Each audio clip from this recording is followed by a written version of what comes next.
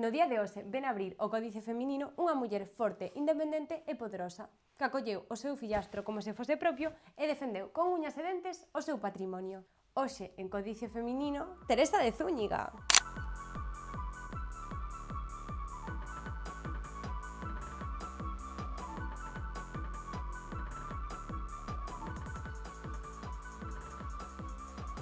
Boa tarde, Teresa.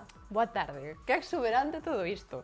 Aínda non me acostumo a todos estes artefactos. Que artefactos? A cámara. Bueno, é que aínda non lle aprendín o nome. Sabes que no anterior episodio tivemos aquí a esposa do teu fillo? Ai, sí, a miña sobriña, que se chame a apelida como a min.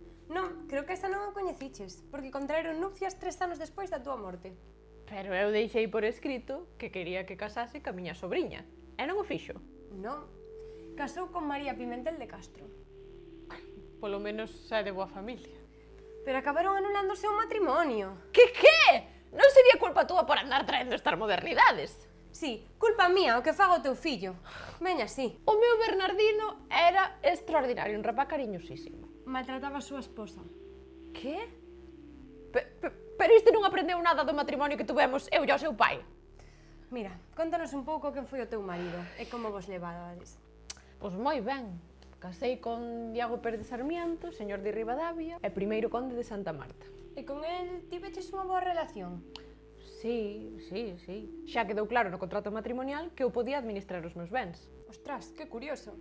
No século XXI pensábamos que na Idade Media as mulleres non podían administrar os seus bens. Non todas, moitas veces os maridos buscan facernos a vida imposible e buscan someternos, iso está claro. Pero, no meu caso, non. Tiñamos os dous os mesmos obxectivos. Era, pois, aumentar o noso patrimonio. Pero a relación tamén non iría se tuvo unha filla con outra.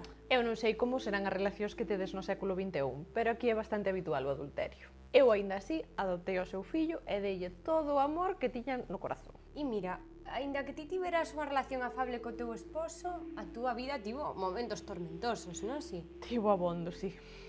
Para quen non o saiba, Teresa foi coetánea das revoltas irmandiñas e como nobre, ela estivo no punto de mira. E tiveches máis inimigas? Houbo quen me fixo moito mal. A ver, danos nomes. Eu non vou dicir nada porque despois andas... Non me tires da lingua. Veña, que están todos mortos. Bueno, pois foi Pardo de Celas, Sancho de Ulloa e Tiago de Andrade. Ostras, que pava! Pero eu non me deixei afundir. Tentei facer alianzas cos irmandiños e denuncialos. E de feito, Enrique IV dixo que me devolveran os vasalos e as terras. E que tal saiu esta estrategia? Acabei secuestrando a Sancho. Ala, mira ti, que tía. Oes, cariño, cuidado con ese vocabulario que eu son nobre e ti dubido moito. Perdón, non me secuestres.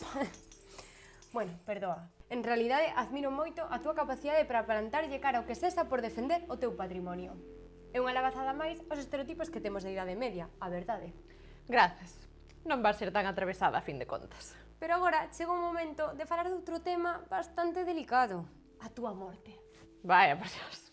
Ti, Teresa, chamábanche condesa endiañada, porque non tratabas moi ben os teus vasalos. Non me mires así. Sí, este é o meu podcast e fago o que quero. Escoitamos e xulgamos. O caso é que ti, ante o aumento das revoltas de Ribadavia, refuxiácheste en Mucientes, que, por certo, foi unha vila que che obsequiou o teu marido cando casastes, e na que secuestraches a Sancho. Sí, foi un lugar moi importante para mí. Pero en 1470 regresas a Ribadavia para recuperar o teu señorío, pero en son de paz, non si? E foi aí, cando perdiches a túa vida. Cando me arrebataron. Iso, no medio dunha revolta, os teus vasalos acabaron contigo, fronte á igrexa de San Sés. Que, por certo, mira que hai igrexas en Ribadavia, pero esta non permanece en pé. Sí, pois así foi. Espero que quedaran satisfeitos ca fazaña que fixeron. Pero tamén che digo, os irmandiños tampouco lles foi moi alá. E ata aquí a historia de Teresa de Zúñiga, un episodio máis rompendo estereotipos sobre as mulleres na historia medieval da Galiza. Seguimos abrindo xuntas o Códice Feminino.